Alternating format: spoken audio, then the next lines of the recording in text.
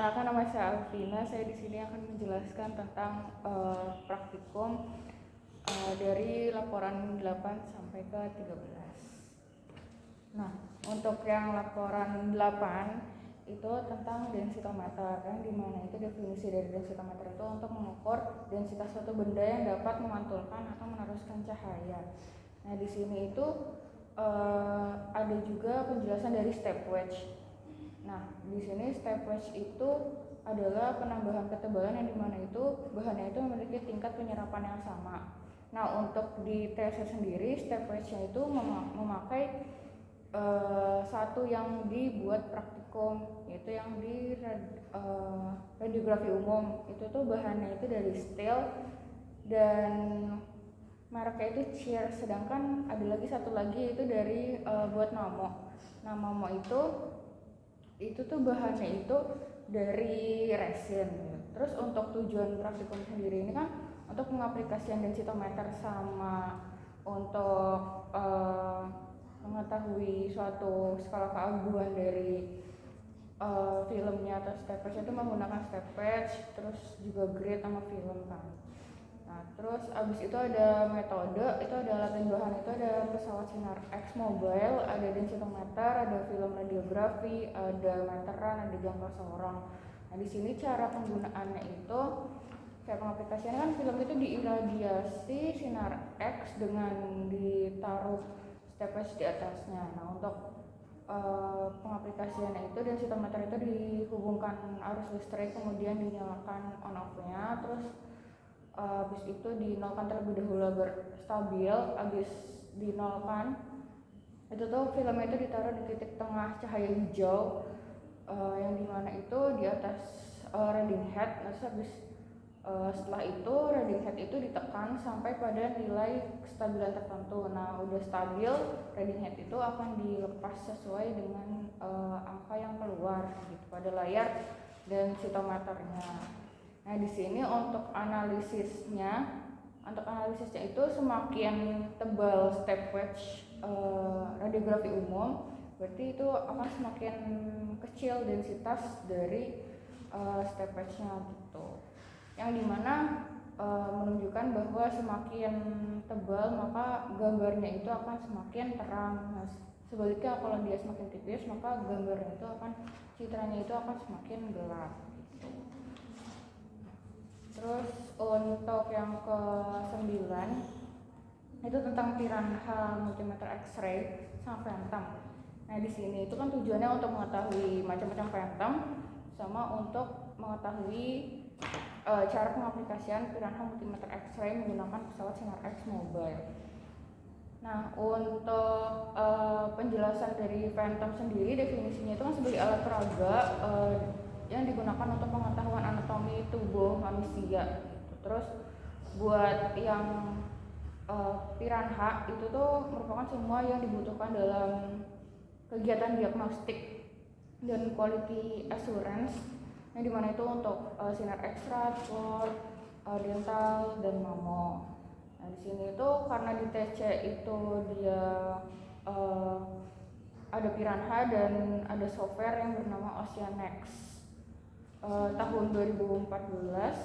Nah, di sini tuh keluaran dari Oceanex 2014 itu ada tube voltage, satuan itu kVp, terus ada exposure itu milligray, terus ada filtrasi total itu mmAl, terus ada exposure rate itu milligray per second. Terus juga ada exposure time itu millisecond sama HPL-nya gitu.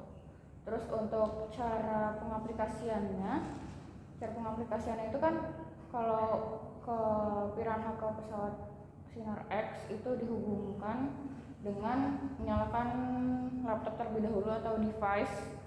Terus lalu Piranha multimeter X-ray-nya itu dinyalakan di sisi bawah sampai berwarna biru. Kalau sudah biru, kedip-kedip biru, berarti itu sudah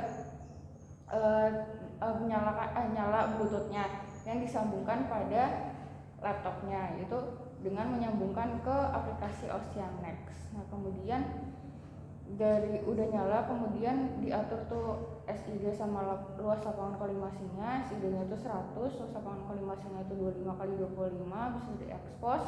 Lalu sebelum diekspos memasukkan faktor eksposi dulu kan, KVP sama MAS-nya. Terus langsung diekspos, lalu akan keluaran kayak KHPL, filtrasi total, terus juga dosis, laju dosis gitu. Terus untuk praktikum yang selanjutnya itu tentang jurnal AI. Nah di sini tuh ada yang jurnal radioterapi sama yang radiologi. Untuk singkatnya itu, kalau yang radioterapi itu tentang auto contouring, yang dimana itu tujuannya itu karena AI ini kan sangat berpengaruh pada kegiatan radioterapi, yang dimana itu memacu pada kemajuan radioterapi. Jadi di sini tuh sangat merubah perubahan pada kegiatan radioterapi. Nah untuk yang radiologi itu tuh tentang bagaimana barriers gitu. Nah barriers itu kan bawaan ya. Jadi radiologi, alat-alat radiologinya itu apakah seragam dengan kemajuan teknologi, apalagi di AI ya, di AI sekarang ini yang dimana itu sangat berpengaruh pada kegiatan radiologi. Nah untuk yang selanjutnya itu di praktikum tentang tentang jurnal USG. Nah jurnal USG itu tujuannya itu untuk untuk mengetahui berat janin, usia janin, dan panjang janin, yang dimana itu metodenya memeriksa 20 pasien, yang dimana itu 7 pasien itu dari ibu hamil yang berumur 1-3 bulan, 3 pasien itu 4-6 bulan, dan 10 pasien itu 7-9 bulan. Yang dimana keadaan semua ibu hamilnya itu masih normal, kecuali kalau ada bercak darah, berarti itu ada gangguan pada kehamilannya gitu. Nah terus untuk USG itu sendiri kan ada transducer, ada monitornya juga, terus ada probe-nya kan.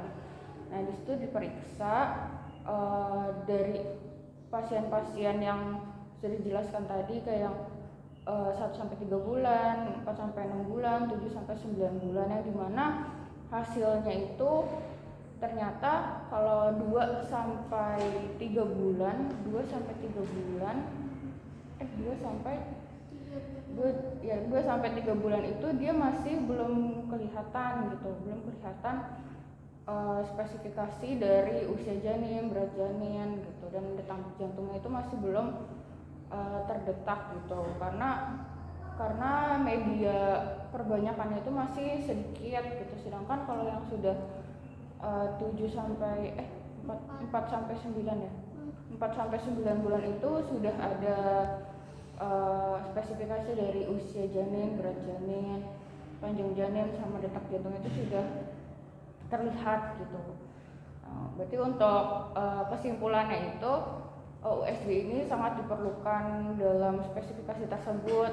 Selain dengan melihat jenis kelamin atau keberadaan dari janinnya, dia itu juga mampu mendeteksi spesifikasi kayak usia, berat, panjang, dan detak jantung. Untuk selanjutnya itu ada KISI USG, di mana kan untuk mengetahui quality control dari USG itu sendiri, yang dimana tujuannya itu untuk melihat keandalan dari alat tersebut, apakah masih layak atau tidak, dan selalu harus terus diperiksa gitu. Nah dari quality control USG pada gedung D FSM itu tuh memakai Aloka Proson Alpha 10, terus juga ada probe-nya, ada gel transducer gitu. Terus abis itu untuk tesnya itu dilakukan ada 2 tes, yaitu frequently perform test sama less frequently perform test. Yang dimana itu kalau semisal yang frequently perform test itu ada 5 ada 5 tes, yaitu ada yang physical and mechanical inspection, terus ada display monitor and hard copy, terus ada imaging uniformity, terus ada apa lagi? Enggak. Ada distance accuracy, terus sama apa? Rekomendasi. Bukan. Frekuensi. Hard copy. Oh ya, sama depth of visualization gitu. Terus buat yang less frequently perform test itu tuh ada 4. Yang pertama itu ada anechoic, terus ada axial resolution, ada lateral resolution, terus sama red zone.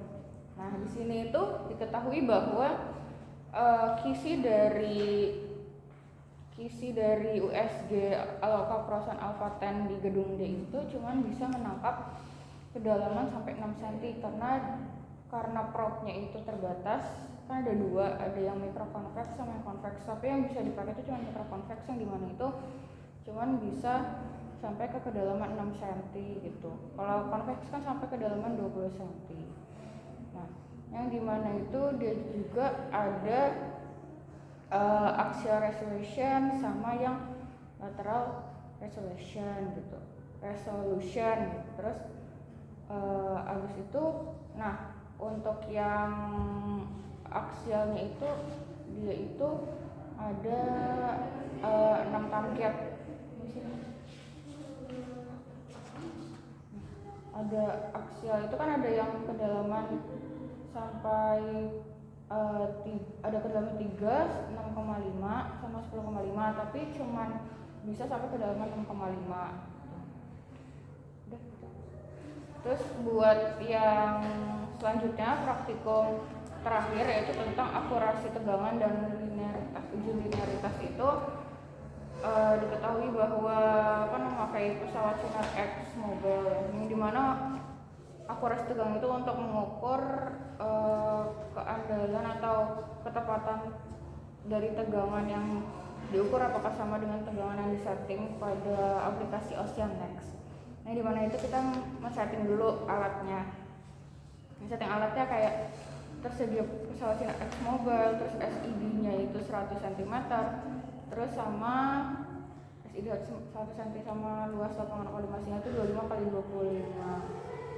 Kemudian dihubungkan pada Oceanex, dan kemudian itu kan diukur faktor eksposnya itu KVP sama MAS-nya, lalu diekspos, kemudian ya lalu dicatat hasilnya gitu. Untuk yang linearitas juga sama caranya. Nah, dari hasil atau analisis dari kelompok 1 itu memakai KVP 77 KVP, sedangkan untuk arus waktunya itu memakai 32 MAS, yang dimana itu setelah di rata-rata menghasilkan 70-an koma yang persen error dari akurasi tegangannya itu dia itu 6, berapa persen. Berarti karena akurasi tegangan itu dia lolos ujinya itu tidak boleh melebihi 10%, jadi dia itu lolos uji dari kisi USG. Nah, sedangkan buat yang uji linearitas itu untuk variasi arus waktunya, yang dimana itu dia tidak boleh dia tidak boleh lebih dari 0,1. Jadi harus lolos ujinya itu harus kurang dari sama dengan 0,1. Nah, pada kelompok saya itu KVP-nya pakai 202 KVP dan variasi MAS-nya itu ada 12, 16, 20, 25, sama 30, yang dimana itu dia itu menghasilkan dosis serap yang satuan itu microgray per MAS, yang dimana dihitung CL-nya atau koefisien linearity menghasilkan 0,5, yang dimana menunjukkan uji linearitasnya itu tidak lolos karena dia melebihi 0,1. Ya, terima kasih.